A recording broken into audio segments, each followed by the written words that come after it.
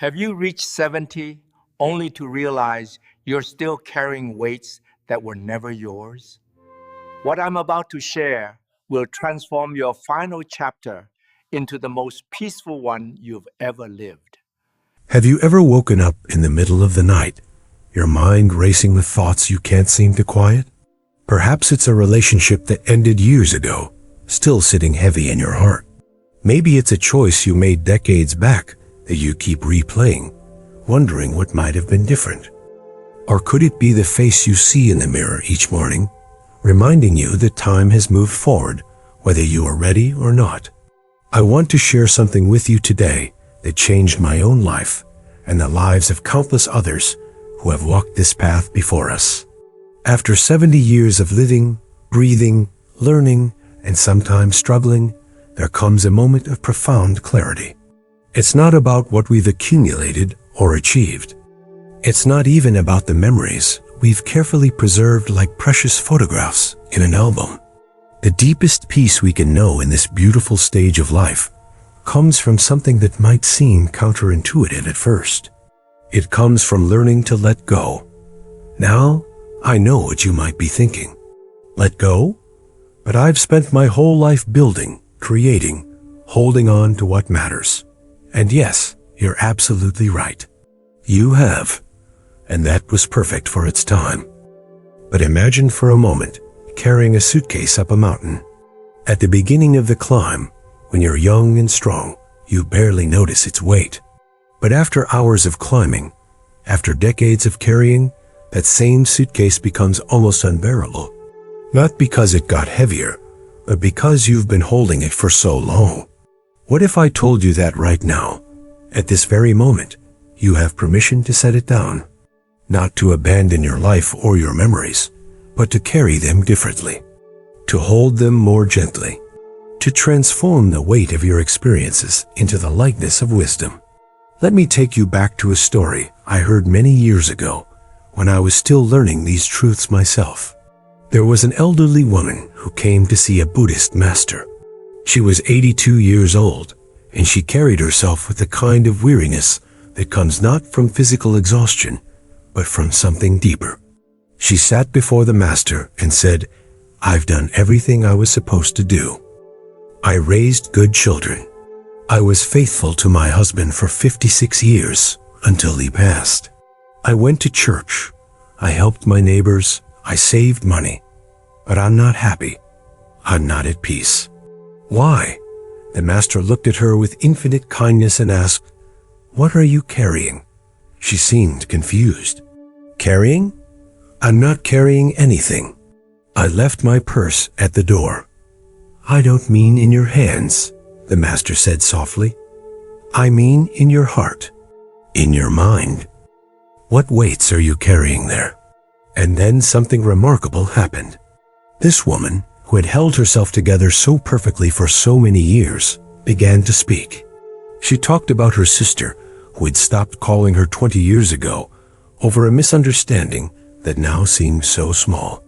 She spoke of her son who had moved across the country and rarely visited, and how she blamed herself for not being the mother he needed. She confessed her fear of becoming a burden, her shame about her aging body, her grief over friends who had passed away, her regret about the dreams she never pursued because she was too busy being responsible. When she finally stopped, exhausted from the unburdening, the master simply said, "You have been carrying all of this alone for so long. No wonder you're tired. No wonder peace feels impossible. You're not living in the present moment. You're living in a museum of the past and a gallery of fears about the future." Does any of this sound familiar to you? Have you been carrying weights that were never yours to carry forever? I'm not just speaking from ancient wisdom here. I'm speaking from my own journey and from sitting with hundreds of people just like you, people who have lived full lives and now find themselves wondering why peace still feels just out of reach. Buddhism teaches us something profound about this stage of life. The Buddha himself said that attachment is the root of suffering. But what does that really mean for you and me, here and now? It doesn't mean we shouldn't love people or cherish memories. It means that when we cling too tightly to anything, when we refuse to let the river of life flow naturally, we create our own suffering. We become like a person holding on to a rope while being dragged along the ground, refusing to simply let go and stand up. After 70, after all those years of holding on, we're finally ready to understand something our younger selves couldn't grasp.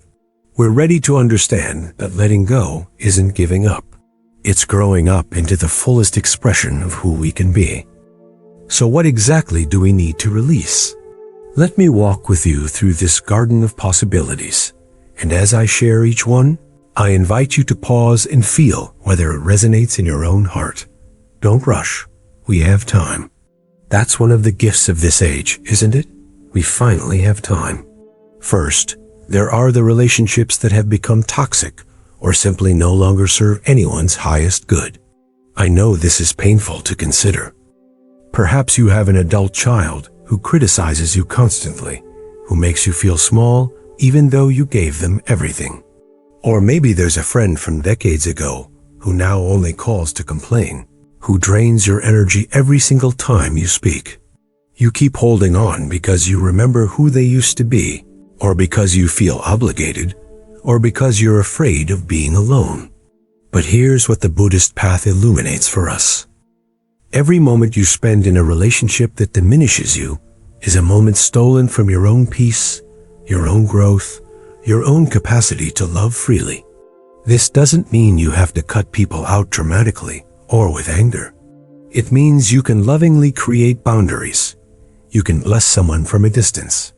You can honor what once was while accepting what is now. I remember a man named Robert who came to our meditation group. He was 74 and still talking to his brother every week, even though every single conversation ended with him feeling judged and inadequate. His brother had always been more successful financially, and even after all these years, he couldn't resist making little comments about Robert's choices. When I asked Robert why he kept calling, he said, "He's my brother. Family is forever." But family being forever doesn't mean tolerating disrespect forever. After several months of meditation and reflection, Robert did something brave. He called his brother and said, "I love you, and I always will." But these conversations aren't good for either of us anymore. I'm going to take some space, and I hope you can understand. His brother was angry at first, as people often are when boundaries appear. But Robert felt something he hadn't felt in years. He felt free. He felt lighter. And interestingly, 6 months later, his brother called with a different tone, a softer approach. Sometimes, letting go creates the space for something better to emerge. What about you? Is there a relationship in your life that takes more than it gives? Not occasionally, but consistently? You don't have to decide anything right now. Just notice. Just allow yourself to feel what's true. Then there's regret. Oh, this is a heavy one, isn't it? The things we wish we had done differently. The roads not taken. The words we said or didn't say. Regret can be like a prison we build for ourselves, one brick at a time, until we're completely surrounded by walls of our own making. I want to tell you something important. Every decision you made with the information, the awareness, the resources, and the emotional capacity you had at that moment. Not the wisdom you have now, but what you had then. You did your best. Even when it doesn't feel like it, even when the consequences were painful, you did your best with what you knew. The Buddha taught about karma, but not in the way most people understand it. Karma isn't punishment.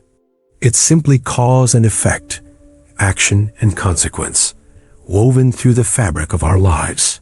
The beautiful truth is that every single thing that happened, even the painful things, even the mistakes, brought you to this exact moment. And in this moment, you have a choice. You can keep feeding regret, keep watering those bitter seeds, or you can choose to see your entire life as the curriculum you needed to learn what you now know. There was a woman named Eleanor who attended one of my talks. She was 78 and she spent 40 years regretting that she didn't pursue her passion for painting because her husband thought it was impractical.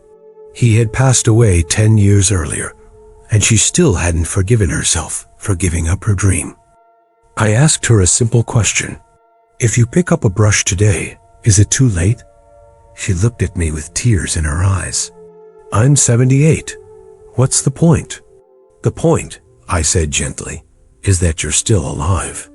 The point is that your hands still work. The point is that joy doesn't have an expiration date. The point is that maybe your whole life was leading to this moment, where you paint not for recognition or success, but purely for the love of it. Maybe that's the lesson you couldn't have learned at 25. 6 months later, Eleanor showed me her first painting. It wasn't technically perfect, but it radiated something that can't be taught. It radiated freedom. She had let go of 40 years of regret and picked up the present moment instead. And you know what? That present moment was full of color. What regret have you been carrying that's too heavy to carry anymore? What past version of yourself are you still punishing for being human? Is it time to extend to yourself the same compassion you would offer to a dear friend? Now, let's talk about something that affects almost everyone at this age. The fear of aging itself. The fear of becoming irrelevant, invisible, dependent, sick, or burdensome. This fear can consume us if we let it. Every ache becomes a catastrophe. Every forgotten word becomes evidence of decline. Every time someone speaks slowly or loudly to us, we feel diminished. But Buddhism offers us a completely different lens through which to view aging. In Buddhist philosophy, impermanence isn't something to fear. It's the natural rhythm of existence. Everything changes. Everything flows. Your body is changing, yes, but it has been changing since the moment you were born. The only difference is that now the changes are more visible, more undeniable. What if, instead of fighting aging, you befriended it? What if you saw each wrinkle as a map of smiles, each gray hair as a crown of wisdom earned? What if you understood that your value as a human being has absolutely nothing to do with your productivity, your appearance, or your independence? You are valuable because you exist. Full stop. You are a consciousness that has witnessed decades of sunrises. You are a keeper of stories.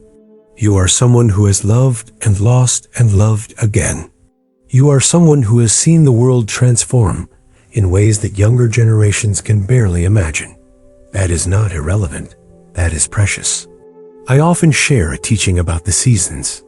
When autumn comes and the leaves begin to fall, we don't mourn the trees. We marvel at the beauty of the transformation. We understand that the tree is not dying. It's entering a different phase of its existence. Winter will come, and the tree will rest, conserve its energy, and prepare for a new spring. The tree doesn't fear winter. It surrenders to it, trusts the process. You are like that tree. You are in your autumn, perhaps approaching your winter. This is not an ending. This is a transition into a different kind of beauty, a different kind of purpose. Can you trust the process the way the tree does? Can you let go of the expectation that you should be the same as you were at 40 or 50 or 60, and instead ask what this particular season is inviting you to become? I knew a man named Thomas who was terrified of aging. He had been an athlete in his youth, and watching his body slow down felt like losing his identity. He would push himself in the gym until he injured himself, then feel even more defeated. One day, after he pulled a muscle and was forced to rest, he started sitting in his backyard instead, just watching the birds. Something shifted in those quiet mornings. He began to notice things he'd never had time to see before. The way the light changed throughout the day. The intricate social dynamics of the sparrows. The perfect geometry of a spider's web. He realized he had spent his whole life focused on what his body could do, and he had never simply experienced what it meant to be present, to witness, to appreciate. Thomas didn't stop moving his body, but he stopped fighting it. He took gentle walks instead of running marathons. He did yoga instead of weightlifting. And he discovered something unexpected. He felt more alive at 75 than he had at 45, because he was finally living in harmony with his body instead of at war with it. What war are you fighting against your own aging? What if you called a truce today? Another burden that weighs heavily on so many hearts is the habit of comparison. Comparing our lives to what we thought they would be. Comparing our achievements to those of others. Comparing our current circumstances to some idealized version of what life should look like at this age. Social media has made this worse, hasn't it? Everyone posts their best moments, their vacations, their grandchildren's achievements, their perfect retirement adventures. But comparison is a thief. It steals your contentment. It robs you of the ability to see the goodness in your own life. Buddhism teaches us that each person's path is utterly unique. You cannot compare one river to another. They're flowing to different oceans, through different landscapes, at different speeds. Your river is exactly as it should be. I remember meeting a woman at a community center who was deeply unhappy. Her neighbor, she told me, seemed to have the perfect retirement. Her neighbor traveled constantly, had dozens of friends, hosted elaborate dinner parties. Meanwhile, she lived simply, preferred quiet evenings, and had health issues that limited her mobility. "I'm doing retirement wrong," she said with such sadness. I asked her to tell me about a perfect day in her life. Not what she thought it should be, but what actually brought her joy. She described sitting on her porch with her cat, reading a good book, drinking tea, watching the sunset, calling her daughter, and feeling grateful for simple things. As she described it, her whole face softened. She was describing peace. She was describing contentment. "That doesn't sound like retirement done wrong," I told her. "That sounds like wisdom. Your neighbor might be running from something, or she might genuinely love adventure. It doesn't matter. Her path is hers. Yours is yours. Stop measuring your garden by someone else's flowers." The liberation that comes from releasing comparison is extraordinary. Suddenly, your life becomes enough. Your choices become valid. Your pace becomes acceptable. You stop trying to be anyone other than who you are, and in that acceptance, you find a peace that comparison can never provide. Who are you comparing yourself to? What would it feel like to just stop? To look at your own life with fresh eyes and ask, what's actually good here? What am I grateful for? What's working? Let's talk about the fear of death, because this is perhaps the deepest fear that intensifies after 70. It's the shadow that follows us, isn't it? We know intellectually that death is inevitable, but knowing it and accepting it are two very different things. Many people spend their final decades in anxiety about the end, and in doing so, they miss the beauty of what remains. The Buddha spent much of his teaching helping people understand death not as an enemy, but as a natural part of the cycle. He taught his students to meditate on impermanence, to really feel the temporary nature of all things.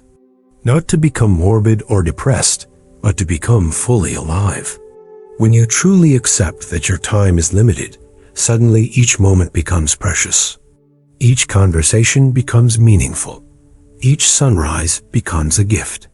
I've sat with many people in their final years, and I can tell you something profound.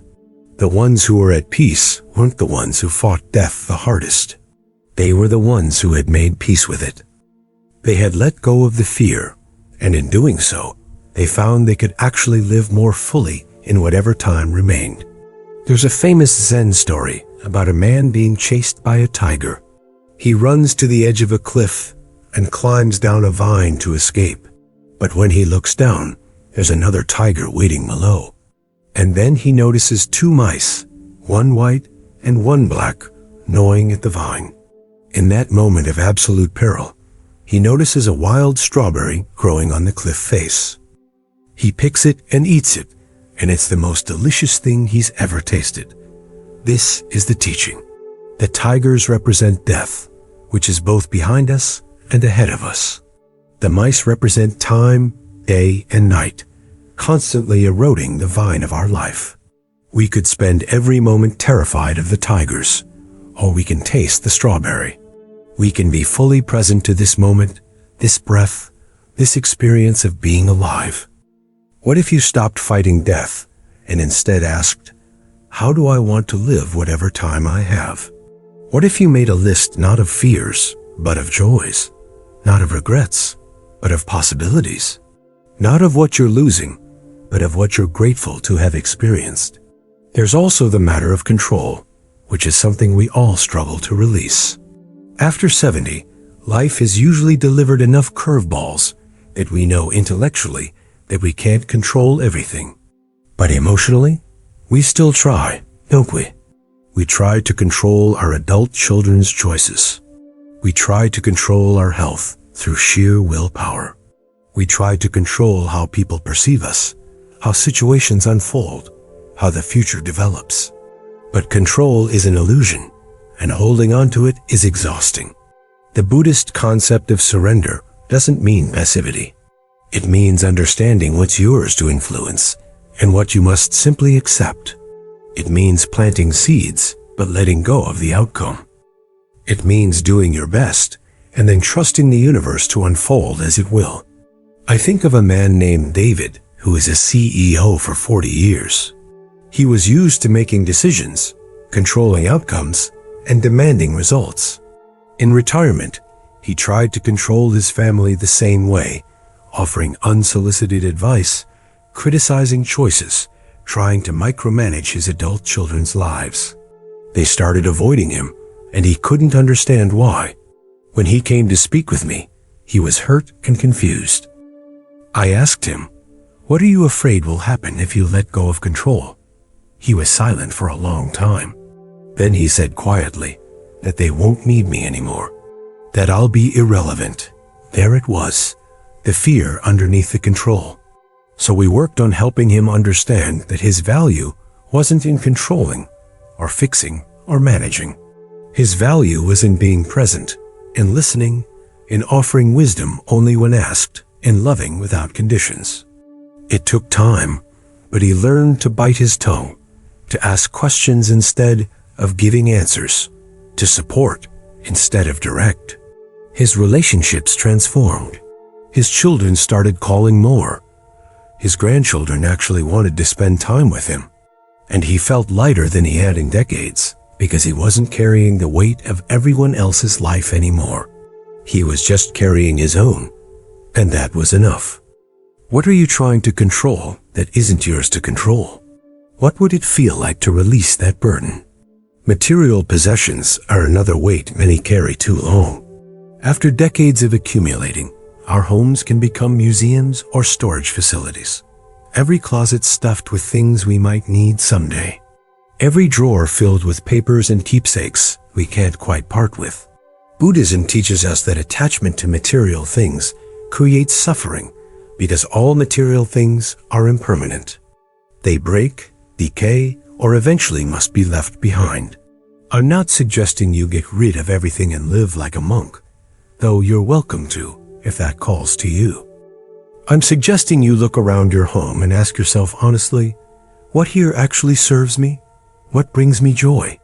And what is just weight I'm carrying out of habit or obligation? There's a beautiful practice in some traditions where elders begin, intentionally passing on their belongings to loved ones while they're still alive, not as a morbid preparation for death, but as a joyful act of generosity. You get to see your granddaughter wear the necklace you cherished. You get to watch your son use the tools you built your life with. You get to tell the stories behind the objects while you're still here to tell them. One woman I knew started a tradition of story dinners. She would invite family members over, pick one meaningful object, tell its story, and then give it away. Her house gradually became simpler, but her relationships became richer.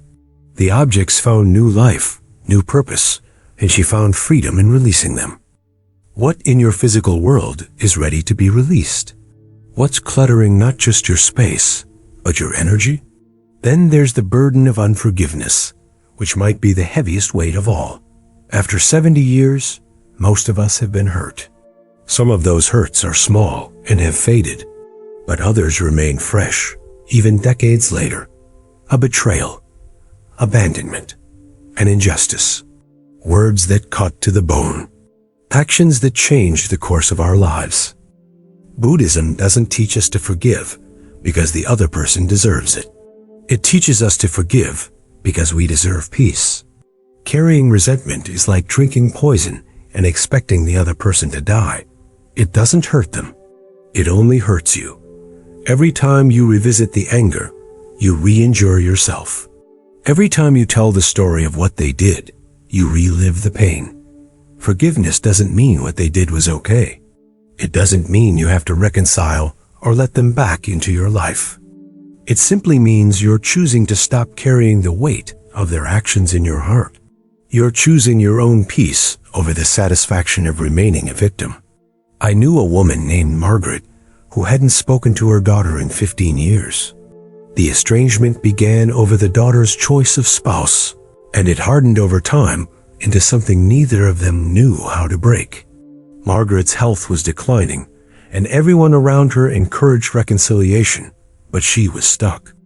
"She needs to apologize first," Margaret would say. "She's the one who was wrong." I asked Margaret a question that changed everything. "Do you want to be right? Or do you want to be at peace? Do you want to die with this wall between you? Not for her sake, but for yours?" It took another year, but eventually Margaret wrote a letter. Not demanding an apology, not rehashing the past, just expressing love and a desire to heal. Her daughter responded immediately. They met, they wept. They both apologized. They both let go. Margaret died 3 years later, but those 3 years were filled with a joy she thought she'd never feel again. She got to know her grandchildren. She got to laugh with her daughter again. She got to die at peace. Who do you need to forgive? Not for them, but for you. What would it feel like to set down that burden? Now I want to talk about something subtle but important. The need to be understood. After a lifetime of experiences, of joys and sorrows, of lessons learned, we often feel that others should understand us, should acknowledge what we've been through, should validate our perspective. When they don't, we feel dismissed, invisible, hurt. But Buddhism teaches us that each person is trapped in their own perspective, their own experience, their own limited understanding. Just as you can't fully understand what it's like to be them, they can't fully understand what it's like to be you. And that's okay. You don't need everyone to understand your journey. You just need to understand it yourself. The peace that comes from releasing the need for validation is profound. Suddenly, you stop explaining yourself constantly. You stop feeling hurt when people misinterpret your choices. You stop needing approval to feel confident in your path. You become internally referenced instead of externally validated. One man I knew spent years feeling angry that his children didn't appreciate the sacrifices he'd made for them. He wanted them to acknowledge how hard he'd worked, how much he'd given up. But they were busy with their own lives, their own struggles. They took his sacrifices for granted, not out of cruelty, but out of normalcy. Children often don't understand parental sacrifice until they become parents themselves. When he finally let go of needing their acknowledgement, something beautiful happened. He could simply love them without resentment. He could give without keeping score. He could enjoy their company without waiting for gratitude. And ironically, once he stopped needing it, they started expressing it more naturally. Not because he let go to manipulate the outcome, but because his energy changed. He became lighter, freer, and they felt that. What validation are you still seeking? What if you gave it to yourself instead?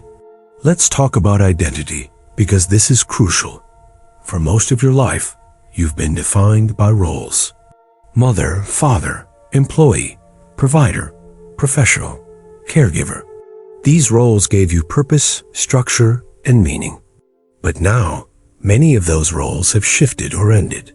Your children are grown. You're no longer working. Perhaps your spouse is passed. Who are you when you're not defined by what you do for others? This question can create a crisis, or it can create an awakening. Buddhism teaches that all identities are temporary constructs. You are not your roles. You are not your job title. You are not even your name. These are just labels for the convenience of navigating the world. Underneath all of that is pure awareness, pure being, pure consciousness. You are the sky, and everything else is just weather passing through. This is your opportunity to discover who you are beyond all the roles. What do you love when no one is watching? What brings you joy when there's no one to impress? What matters to you when achievement is no longer on the table? These questions can guide you to your authentic self. Perhaps for the first time in your life, I remember a woman who spent 40 years as a nurse. After retirement, she felt lost. I don't know who I am if I'm not taking care of people, she confessed. We worked on helping her separate the role from the essence. Yes, she loved caring for others, but why? What was the deeper truth beneath the action? She discovered that what she really loved was connection, presence, and being the source of comfort. Those qualities didn't require a job. She could express them anywhere, anytime. She started volunteering at a hospice, but not as a nurse, just as a companion. Someone who would sit and listen and hold a hand. She had let go of the identity of nurse and discovered the essence of compassionate presence. And in that letting go, she found something deeper and more fulfilling than the role had ever provided. What identity are you clinging to that might be ready to transform? Who are you becoming now? There's also the burden of keeping up appearances. After a lifetime of caring what others think, of maintaining a certain image, of never wanting to be seen as weak or needy or less than, we can finally ask, why? For whom am I performing anymore? This is the time to be authentic, to be real, to stop pretending everything is fine when it's not, to stop pretending you have it all figured out when you don't, to stop smiling through pain just to make others comfortable. The freedom that comes from authenticity is breathtaking. Buddhism values truth above all else. Not harsh, cruel truth, but gentle honesty about what is. When you stop performing, you create space for real connection. People can finally see you, not the mask you've been wearing. And surprisingly, they often love the real you more than the perfect version you've been trying to maintain. One of the most beautiful transformations I've witnessed was a man who had always been the strong one, the provider, the one who never showed weakness. After a stroke that affected his mobility, he had no choice but to accept help. He was humiliated at first, ashamed, angry. But gradually, as he allowed people to care for him, something shifted. His relationships deepened. His sons got to be the providers for once.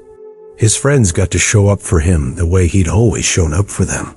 He got to experience receiving, which he'd never allowed himself before. He told me months later, I thought vulnerability would make me less. But it's made me more human, more connected, more loved than I've ever been. He had let go of the burden of always being strong, and in doing so, he'd found real strength. What mask are you tired of wearing? What would it feel like to just be yourself, flaws and all? Now, as we approach the heart of this teaching, I want to talk about the most profound letting go of all. Letting go of the story that your best days are behind you. This belief, perhaps more than any other, steals the joy from your remaining years.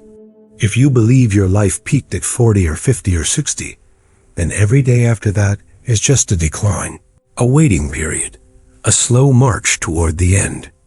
But what if that's not true? What if every stage of life has its own unique gifts, and you're just now arriving at the richest one? What if the peace, wisdom, perspective, and freedom you have now are more valuable than the energy, ambition, and certainty you had in youth?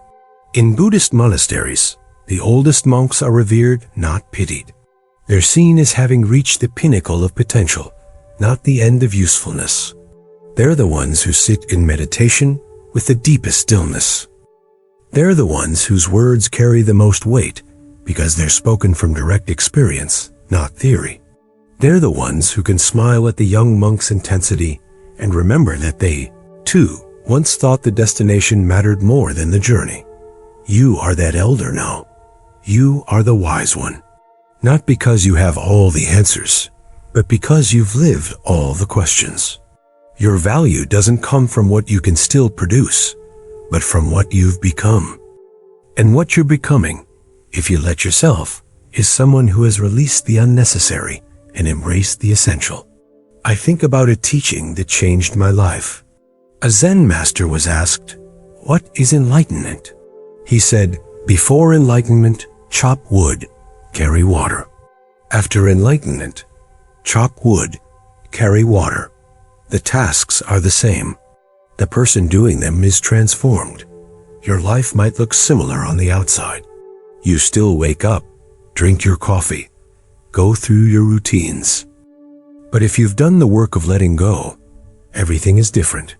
The coffee tastes richer because you're truly present. The sunrise is more beautiful because you're not distracted by regret or worry. The phone call with your grandchild is pure joy because you're not comparing or controlling. You're just there, fully, completely, peacefully there. This is what the Buddhist path offers you now. Not a magical transformation where everything becomes perfect, but a profound shift in how you experience what is. Not an escape from life, but a fuller embrace of it. Not a denial of difficulty, but a deep acceptance that allows you to move through difficulty with grace. So how do we actually do this? How do we practice letting go in a way that's real, not just theoretical? Let me offer you some practical steps, some daily practices that can help you embody these teachings. First, begin each day with a simple meditation. Not elaborate, not hours long. Just 5 or 10 minutes of sitting quietly, watching your breath, and asking yourself, what am I carrying today that I could set down? Sometimes an answer will come immediately. Sometimes it will come later. But the question itself begins to create space. Second, practice gratitude specifically for this stage of life. Not generic gratitude, but specific appreciation for what's available to you now. Maybe it's the freedom to spend a Tuesday afternoon doing absolutely nothing. Maybe it's the perspective to know what really matters. Maybe it's the courage to finally speak your truth. Write down 3 things each day that you're grateful for about being this age. Third, have honest conversations. With yourself first, then with others. Tell the truth about what you're feeling, what you're struggling with, what you're learning. Find people who can hold space for that truth without trying to fix you. Join a group, find a friend, talk to a counselor. Let yourself be seen. Fourth, simplify consciously. Choose one area of your life each month and ask, what here is excess? What here is just habit? What here is weighing me down? It might be physical possessions, commitments, relationships, or mental patterns. Choose one thing and practice releasing it. Fifth, spend time in nature. Buddhism recognizes nature as the ultimate teacher of impermanence and letting go. Trees let go of leaves. Rivers let go of water. The ocean lets go of waves. Watch nature's rhythm of holding and releasing and let it teach you. Sixth, practice loving kindness meditation, especially toward yourself. Place your hand on your heart and say, may I be at peace. May I let go of what no longer serves me. May I be free. May I know my own worth. Say it until you feel it. Say it until you believe it. And finally, be patient with yourself. Letting go is not a one-time event. It's a practice, a process, a gradual unfolding. Some days you'll feel light and free. Other days the old weights will feel heavy again. That's okay. That's human. Just keep practicing. Keep choosing peace. Keep releasing what you can when you can. You know, there's a beautiful image in Buddhist teaching of the lotus flower. The lotus grows in muddy water, pushing up through the muck and the darkness. But when it reaches the surface and blooms, it's pristine, beautiful, untouched by the mud it grew through. The lotus doesn't deny the mud. The mud was necessary. But the lotus doesn't let the mud define its final form. Your life is like that lotus. Everything you've been through, all the struggles and the pain and the mistakes, they were the mud. They were necessary. They brought you here, but you don't have to stay in the mud. You can bloom now. You can be the beautiful expression of everything you've learned, without being defined or limited by where you came from or what you've been through. This is your time. Not a time of decline, but a time of distillation. Everything unnecessary is falling away, and what remains is the essence of who you truly are. Everything that matters is becoming clearer. Every day you wake up is another opportunity to choose peace over suffering, presence over regret, acceptance over resistance. I want you to imagine something with me right now. Imagine yourself 1 year from today. A year of practicing these teachings. A year of letting go little by little. A year of choosing peace. What does that version of you look like? How do they move through their day? What expression is on their face? What do they no longer worry about? What have they released? That person is not a fantasy. That person is your potential. That person is waiting for you to choose them every single day, one small decision at a time. And here's what I know to be true after many years of walking this path and guiding others on it. The peace you're seeking is not somewhere else. It's not in different circumstances, or a different past, or a different body. It's here right now, available to you the moment you stop fighting what is and start embracing it. The moment you stop carrying what's not yours to carry. The moment you forgive yourself for being human. The moment you trust that everything that's happened has led you exactly where you need to be. You are enough. Right now, as you are enough. You always have been. You always will be. The journey of your life has not been wasted. The struggles have taught you. The joys have opened you. The losses have deepened you. And now, in this precious time, you get to harvest the wisdom of it all. So I'll leave you with one final thought, one invitation. Tonight or tomorrow morning, or whenever feels right, take a piece of paper and write down everything you've been carrying. All the weights we've talked about. All the burdens that are yours specifically. Thank you for walking this path with me today. May you find the peace you've been searching for. And may you discover that it was inside you all along, just waiting for you to set down the weight and finally come home to yourself. Be well, be at peace, be free.